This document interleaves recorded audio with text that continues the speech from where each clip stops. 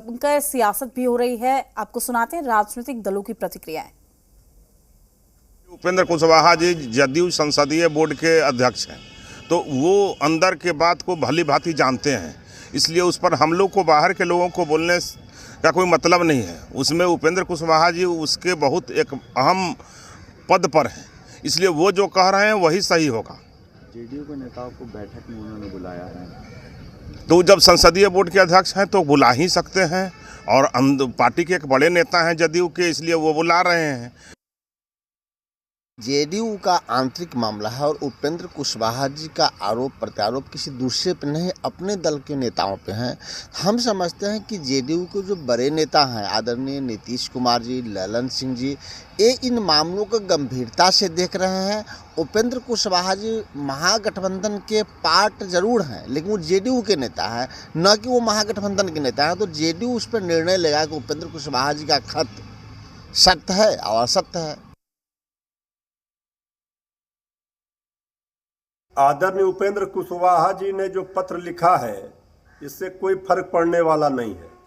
ये बिहार की जनता समझदार है, सब समझ रही है कि किनके इशारे पर कौन क्या कर रहा है। कहीं पर निगाह है, कहीं पर निशाना। अगर कोई खोज रहे नया ठिकाना, तो इस पर हमें कुछ नहीं कहना। ये जेडीयू का आंतरिक मामला है, जेडीयू का नेतृत्व इसे देख रहा है। इससे महागठबंधन पर कोई फर्क नहीं पड़ने वाला है। जेडीयू पूरी तरह से आदरणीय नीतीश कुमार जी के नेतृत्व में एकजुट है और महागठबंधन महामजबूत अटूट है। माननीय उपेंद्र कुशवाहा मेरे विचार से ना तो प्रदेश अध्यक्ष हैं, ना ही राष्ट्रीय अध्यक्ष हैं। ऐसी स्थिति में सीधे तौर पर कार्यकर्ताओं की बैठक बुलाना कितना उचित है, ये जेडीयू के शीर्ष नेताओं को देखना होगा। लेकिन उपेंद्र कुशवाहा ने अपने स्तर से अपनी राजनीति की दशा दिशा तय कर दी है, और मुझे ये लगता है कि जेडीयू ने भी मन बना लिया है, जेडीयू ने भी ये तय कर लिया है कि उसे क्या करना है। तो इस पूरे मामले को लेकर बिहार में सियासत हो रही है। पटना से हमारे रेजिडेंट एडिटर स्वप्निल सोनल हमारे साथ लाइव जुड़ चुके हैं। स्वप्निल, फिलहाल ये जो दरार है खत्म होने का नाम नहीं ले रही, लेकिन ये जो लेटर लिखा गया है, ये जो पत्र लिखा गया है, क्या कहे, वाकई उपेंद्र कुशवाहा अपने पक्ष को मजबूत करना चाहते हैं? यही वजह है कि अब उन्होंने ये अपील कर दी है लेटर के जरिए। प्रीति, देखिए दरअसल इसमें है क्या, उपेंद्र कुशवाहा ने अपनी राजनीति की दशा और दिशा दोनों फाइनल कर दी।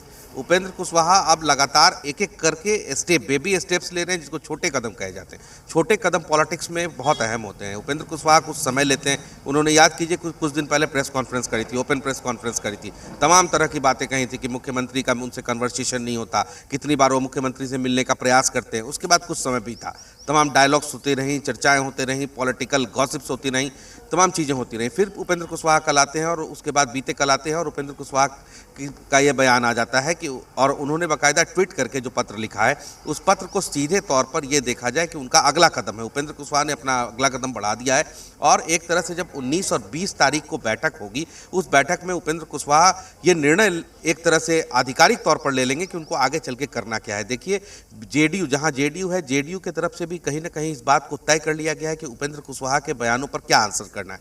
जेडीयू के ऑफिशियल प्रवक्ता कुछ भी बोलने से बचते नजर आ रहे हैं उपेंद्र कुशवाहा के बयान पे। तो वहीं प्रदेश अध्यक्ष ने, उमेश कुशवाहा ने, बीते कल एक बड़ा अहम बयान दिया था। उन्होंने कहा था कि उपेंद्र कुशवाहा अक्सर कह रहे हैं कि डील क्या हुई है इसको सार्वजनिक करें, आरजेडी के साथ क्या आगे होना है उसको सार्वजनिक करें। तो इस पर उमेश कुशवाहा, जो कि प्रदेश अध्यक्ष हैं जेडीयू के, उन्होंने सीधे तौर पर कहा था कि ये बात कौन कह रहा है जो खुद दूसरी जगह डील ये कर रखा है कि जेडीयू को कैसे कमजोर किया जाए। यानी अगर जेडीयू के प्रदेश अध्यक्ष इस तरह से सीधे हमलावर हो गए हैं उपेंद्र कुशवाहा पे, तो दोनों तरफ से चीज़ें तय हो गई हैं। 19-20 तारीख को जो बैठक होगी, उस बैठक में बहुत महत्वपूर्ण उपेंद्र कुशवाहा के राजनीतिक दृष्टिकोण से उपेंद्र कुशवाहा के लिए बैठक होगी, और उसमें उपेंद्र कुशवाहा कुछ न कुछ निर्णय लेंगे। देखिए, इस बैठक में वो लोग भी बुलाए गए हैं। इस बैठक में जेडीयू के कार्यकर्ता को तो निमंत्रण दिया ही गया है। साथ ही साथ अंदर की बात यह है कि इस बैठक में जो उपेंद्र कुशवाहा की पुरानी रालोसपा हुआ करती थी, जब उपेंद्र कुशवाहा जेडीयू से अलग हुए थे तो उन्होंने रालोसपा का गठन किया था, और रालोसपा के साथ वो अपनी राजनीति कर रहे थे, और बाद में जब जेडीयू में वापस आए तो उन्होंने रालोसपा को मर्ज किया उसके अंदर।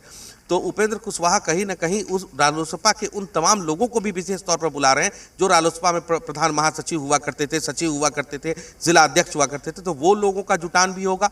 जेडीयू की तरफ से ये कह दिया गया है, उमेश कुशवाहा की तरफ से, और जो जेडीयू के राष्ट्रीय अध्यक्ष हैं ललन सिंह, उनके तरफ से भी ये कहा गया है कि कोई भी कार्यकर्ता उपेंद्र कुशवाहा के पत्र के भ्रम में नहीं आएगा।